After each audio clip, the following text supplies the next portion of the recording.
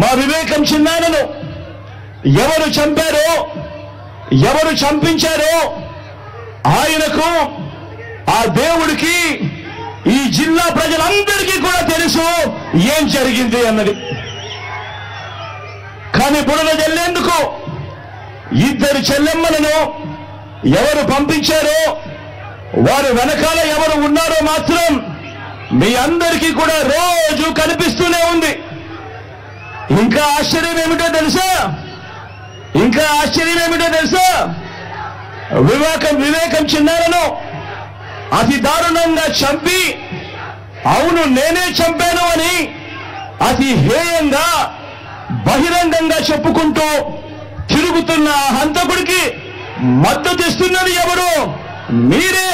రోజు చూస్తున్నారు కదా అని అడుగుతా ఉన్నారు.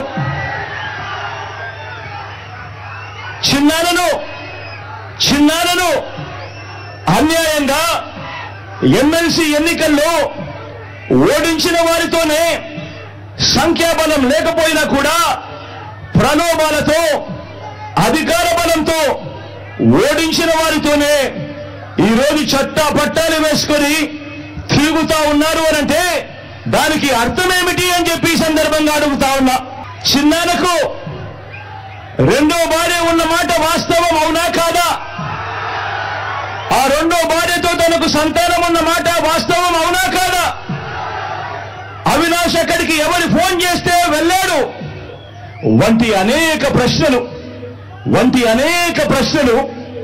అవినాష్ తన అనేక ఇంటర్వ్యూస్ లో, తన ప్రెస్ కాన్ఫరెన్స్ లో తాను లేవనెత్తిన ప్రశ్నలు సహేతుకమే కదా అని చెప్పి ఎవరైనా అవినాష్ వైపు ఎవరైనా మాట్లాడితే చాలు వెంటనే వారి మీద కూడా అడ్డగోలు ఆరోపణలు చేస్తూ కుట్ర రాజకీయాలు చేస్తా ఉండడం ధర్మమేనా అని చెప్పి ఈ సందర్భంగా ప్రతి ఒక్కరిని కూడా అడుగుతా ఉన్నా.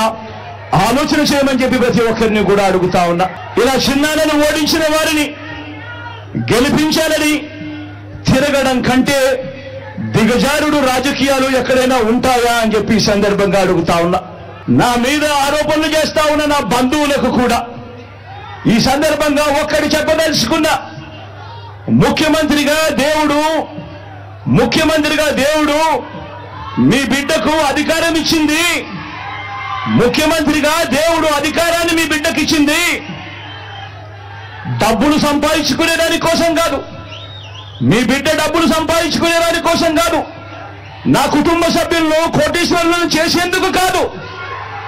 ఆ దేవుడు మీ బిడ్డకు ఈ ముఖ్యమంత్రి పదవి ఇచ్చింది పేదలందరికీ మంచి చేసేందుకు, ఆ పేదలకు మేలు చేసేందుకు దేవుడు ఈ అధికారాన్ని మీ బిడ్డకిచ్చాడు, మీ జగన్కి ఇచ్చాడు. జగన్ అధికారంలోకి వచ్చిన తర్వాత మమ్మల్ని పక్కన పెట్టాడు అని చెప్పి మాట్లాడుతా ఉన్న నా బంధువులకు ఈ సందర్భంగా తెలియజేస్తా ఉన్నా. మరొక విషయం కూడా రెండు మనసుతో చెప్తా ఉన్నా. వైఎస్ అవినాష్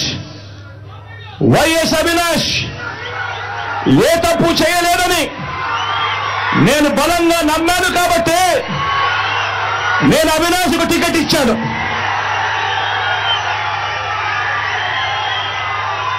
ఈరోజు అవినాష్ అడిగిన ప్రశ్నలకు సరైన సమాధానాలు చెప్పలేని మీరంతా చిన్న పిల్లాడైనా అవినాష్ను దూషించడం, అవినాష్ను తెరమరుగు చేయాలనుకోవడం ఎంతటి దారుణమైన కార్యక్రమం అన్నది ప్రతి ఒక్కరూ కూడా గమనించమని అడుగుతా ఉన్నా. మా అందరికన్నా చాలా చిన్నోడు అవినాష్, చాలా చిన్న పిల్లోడు.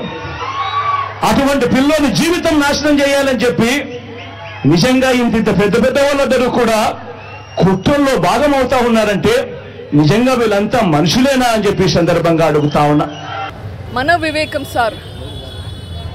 వివేకం సార్కు అన్యాయం జరిగింది. అతి దారుణంగా కిరాతకంగా హత్య చేయబడ్డారు. గొడ్డలితో కొట్టి నరికి చంపారు. 5 సంవత్సరాలు అయింది, ఇంకా న్యాయం జరగలేదు. మనము వివేకం సార్కు న్యాయం జరిపించాలి.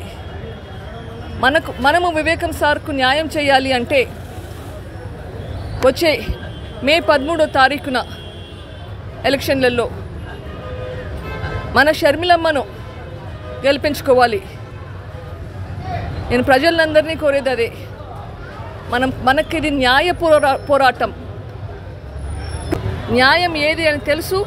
షర్మిలమ్మ ఖచ్చితంగా ఓటేస్తారన్న నమ్మకం ఉంది. షర్మిలమ్మకు కాంగ్రెస్ గుర్తుకు ఓటేస్తారన్న దృఢ నమ్మకంతో ముందుకెళ్తున్నాము. Thank you. నాకు కళ్ళకు నీళ్ళు వస్తున్నాయి, వాళ్ళకు కళ్ళకు నీళ్ళు వస్తున్నాయి, కానీ అది చెప్పుకుంటే ధైర్యం లేదు. 40 సంవత్సరాలు పులివెందుల్లో ప్రజలకు సేవ చేసిన అతనికి అన్యాయం జరిగితే అది బయటికి చెప్పుకోలేని బాధ బయట కనిపిస్తుంది.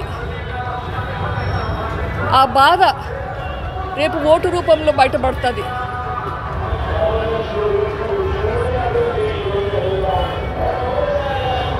ఈరోజు ప్రజల్లో తిరుగుతుంటే నాకు చాలా ధైర్యం వస్తుంది.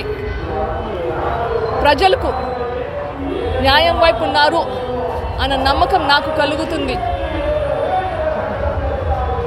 రోజు రోజుకి ఇంకా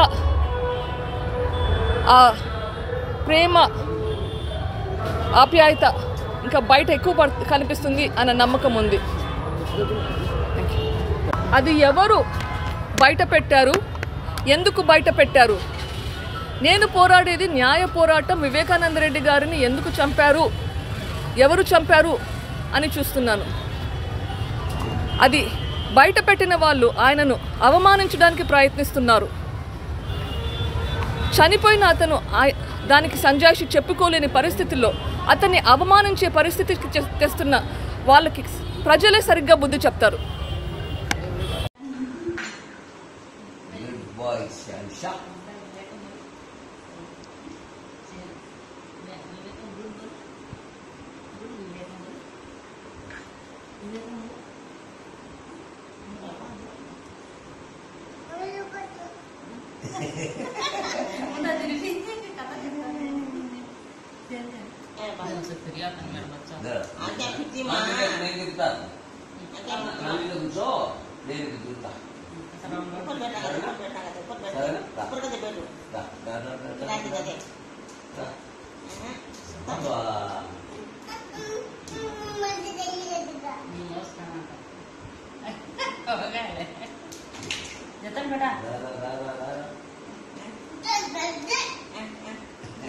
हल्लू बेटा वो खा को फिरता ले खाओ फर्स्ट से क्या बोलते हैं बस रपत पे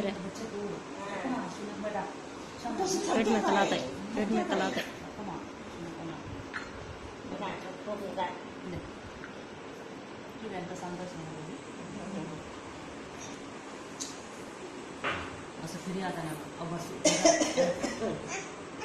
दे सेंशा पप्पी कर बाबा पप्पी कर अम्मा कर बाबा कर बाबा कर बेटा